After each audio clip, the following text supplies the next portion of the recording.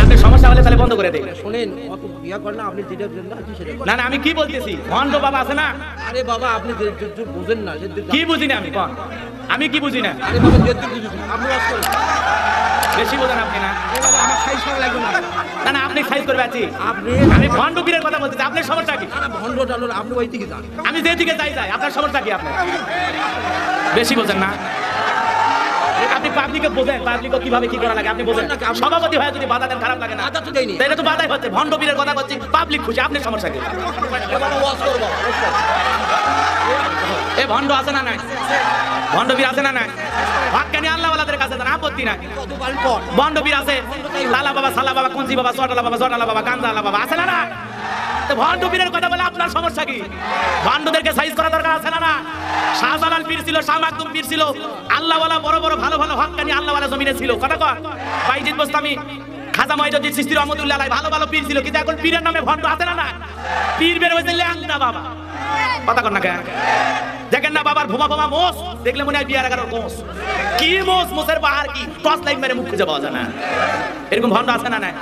আবার এমনও ভণ্ড আছে, নাম দিতে সাধু বাবা, 30 বছরে গোসল করে না, পিছন দিক দিয়ে যাওয়া যায় না, মানে পাটার মতো গাও গন্ধ হয়। এরকম ভণ্ড আছে না নাই?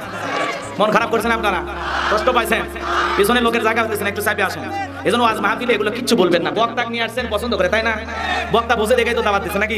ছেলেবেলে ভালোবাসে পছন্দ করে দাওয়াত দিচ্ছে। আমরা চাই না এলাকার মানুষ একটা সমস্যা হয়, বোঝেনি? এখন ক্যামেরার চোখ চোখের দিকে ক্যামেরা আছে, মিডিয়া আছে, একটা কিছু করবেন আপনি পরের দিন সকালবেলা ভাইরাল হয়ে যাবেন। কথা কর না কেন?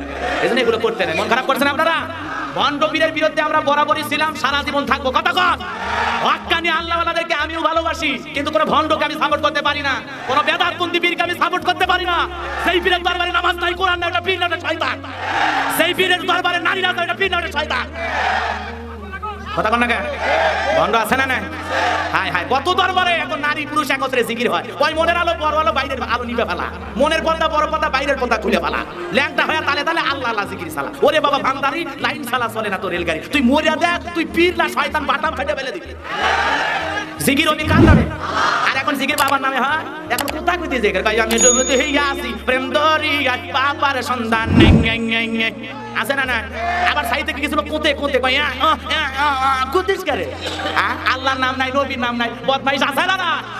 এগুলো হক্কানি আল্লাহওয়ালা যারা ছিল তাদের পক্ষে বলবার, এই যে ভণ্ড বেদাতি যারা আছে ওদেরকে ধোলাই করা দরকার আছে না না? এজন্য আমি কখনো কাউকে ভয় পাই না।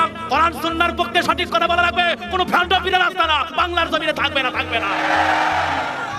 কোরআন সুন্নাহর নিয়ম নীতি কায়েম হয়ে গেলে কোনো ভণ্ডরা মাজার বইরা গরু ছাগল নেওয়া তোমাদের হলে ব্যবসা থাকবে না। কথা ঠিক না ঠিক? আমার ভাইয়েরা, এজন্য আমরা হক্কানি আল্লাহওয়ালাদের সাথে ছিলাম, আসি, থাকবো। আর বরাবরই ভণ্ডদের বিরুদ্ধে বলেছি, আজকেও বলবো। কোনো বাতিল শক্তির ভয়ে এ কণ্ঠ কখনো নরম করা সম্ভব? আমি ভয় পাই না দুনিয়ার কাউকে, আমি একজনকে ভয় পাই, তিনি কে? আমরা সবাই একজনকে ভয় পাই, তিনি কে? আমরা আল্লাহ ছাড়া কাউকে ভয়। আমাদের অন্তরে কার ভয়? কার ভয়? যাদের হৃদয়ে আছে আল্লাহর ভয়, তারা কবু পথ ভুলে যায় না। আল্লাহর প্রেম সারা এই দুনিয়ায় কারো কাছে কোনো কিছু চায় না। যাদের হৃদয়ে আছে আল্লাহর ভয়, তারা কবু পথ ভুলে যায় না। আল্লাহর প্রেম সারা এই দুনিয়ায় কারো কাছে কোনো কিছু চায় না। জোরে বলেন মারহাবা। একটু চেপে আসেন, লোকের জায়গা হতেছে ভাই, একটু চেপে আসেন যদি সম্ভব হয়। এজন্য ভাইরা আমার, আমরা ভয় করবো কাকে? আরো জোরে বলেন। রাতের আধারে যারা সিজদাতে রয়, দু চোখের অশ্রুতে নদী যেন বয়। রাতের আধারে যারা সিজদাতে রয়, দু চোখের অশ্রুতে নদী যেন বয়। ছলনার হাত ছানি যত আসুক, ছলনার হাত ছানি যত আসুক, পিছনে ফিরেও তাকায় না। যাদের হৃদয়ে আছে আল্লাহর ভয়, তারা কবু পথ ভুলে যায় না। আল্লাহর প্রেম সারা এই দুনিয়ায় কারো কাছে কোনো কিছু চায় না। আমরা কোনো বাবার কাছে চাইবো না, কার কাছে? কেউ যেটা দেয় না দেয় কে? কেউ যেটা শোনে না শোনে কে? এজন্য যদি কিছু চাওয়া লাগে কার কাছে? রব্বানা আতিনা ফিদ দুনিয়া হাসানাতাও ওয়া ফিল আখিরাতি হাসানাতাও ওয়া কিনা আযাবান নার। লিল্লাহি তাকবীর।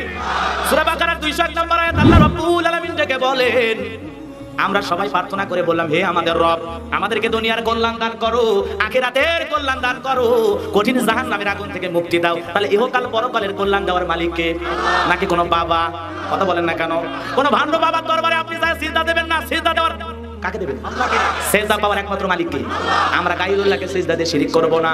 বিভিন্ন মাজারে সেজদা আছে না না, আমরা সেগুলো দরবারে কখনো যাব? আল্লাহ ছাড়া কার কাছে মাথা নত করব? আর যদি কিছু চাও লাগে কার কাছে যাইবো? কার কাছে যাইবো? মা বোনদেরকে বলে যাই, মা বোনেরা শুনে যান, যারা মাজারের সন্তান চান, খবরদার কোন মাজারের বাবা আপনাকে সন্তান দিতে পারে? ছেলে দেওয়ার ক্ষমতা কার? মেয়েদের ক্ষমতা কার? ছেলে মেয়ে উভয়টা দেয় কে? আবার কাউকে না দিয়ে খুশি কি? সূরা সূরার মধ্যে আছে না, আল্লাহ পাক বলেন আমি কাউকে ছেলে দিই, কাউকে মেয়ে দিই, কাউকে ছেলে মেয়ে উভয়টা দান করি, কাউকে আমি বন্দা বানাই রাখি। কথা কও, আমি নিজের চোখে দেখেছি বাগেরহাটের খান জাহানালীর মাজারে আহারে মহিলারা গম্বুজে তেল মাখে, মাইখা তোয়াল পেটের কাপড় আলো করে বলে একটা বেটা দে রে বাবা, একটা বেটা দে, দুই না বেটা দিলে আব্বা বেটা দেবে কে? কথা কন না কেন? ওই মাজারে বিশ্বাসী ছেলে মেয়ের কারখানা খুলে বসে আছে, আপনি চাইলেন আর একটা হাতে ধরাইয়া দিল। কথা কন। এরপরে দেখলাম ডাবের কাছে ইট ঝুলে রাখছে। কিসের কাছে?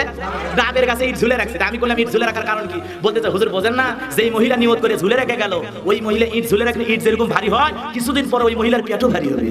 তা আমি বলতেছি যে মেয়েগুলোর বিয়ে হয়নি ওরা যদি ঝুলে রাখে ওটাও ভারী হবে। কথা কন না কেন? মানুষের এই যে কমন সেন্স, মানুষের আকিদা চিন্তা চেতনা কতটা নিচে নামছে। কথা কন ঠিক না বেঠিক? আরো জোরে বলেন কথা ঠিক না বেঠিক? পাগল ছাড়া কখনো এগুলো করে? আমরা চাইবো কার কাছে? সবকিছু দেওয়ার ক্ষমতা কার? আরো জোরে বলেন। আল্লাহ রাব্বুল আলামিন বলেন ফাইদা ফারাগতা ফানসাব ওয়া ইলা রাব্বিকা ফারগাব। আল্লাহু আকবার।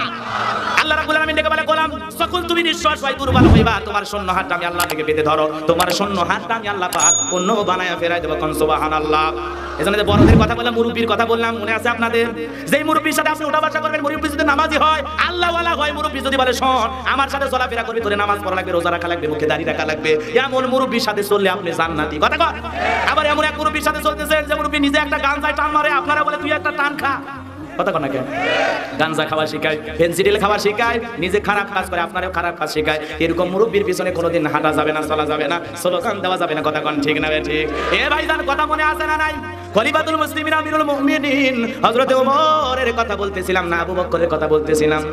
ইসলামের এক নম্বর খলিফা সিদ্দিক আকবর রাদিয়াল্লাহু তাআলা আনহুর কথা বলতেছিলাম। হযরত আবু বকর প্রতিদিন ওই বুড়ি মহিলার বাড়িতে খাবার পৌঁছায় দেয়। একদিন বুড়ি মহিলাটা অসুস্থ, সিদ্দিক আকবর বাড়িতে যায়, বলে মা দরজা খুলে দেন।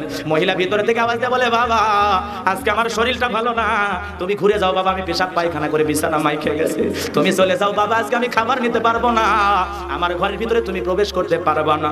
সিদ্দিক আকবর ডেকে বলে মা আপনি অসুস্থ হয়ে বাড়িতে পয়সা থাকবেন, আপনি না খাবার খাইলে আরো বেশি অসুস্থ হবেন, দরজাটা খোলেন মা, খাবারটা একটু গ্রহণ করেন। বারবার যখন আবু বকর সিদ্দিক ডেকে বললেন, বুড়ি মহিলা দরজা খুলে দিলেন। সিদ্দিক আকবর খাবারের টোকলাটা হাতে দিয়ে বলে মা ও মা এই খাবারগুলো আপনি গ্রহণ করেন, আর আপনারা পায়খানা মাখা পেশাব মাখা কাপড়গুলো আমি ঝরনার পানি থেকে পরিষ্কার করে এনে দেই। কোন সুবহানাল্লাহ। আদর্শ নেতা কাকে বলে? ইসলামী নেতা কাকে বলে? এমন চরিত্র কি কোন মেম্বারের খুঁজে পাওয়া যাবে? আরো জোরে করেন। চেয়ারম্যান এমপির কথা তো বাদই দিলাম, তাদের কাছে গরিব মানুষ যায় যদি হাত ধরে, ভাই কি সব নোংরা মানুষ, আমাকে ধরাই দারোয়ান কই গেলি রে, এসব কিভাবে বাড়ির ভিতরে প্রবেশ করে, আমার শরীরে টাচ করে, আমার এমনি অনেক সমস্যা, এই হইলে সাবান ধুতে হবে। কথা কোন ঠিক আছে?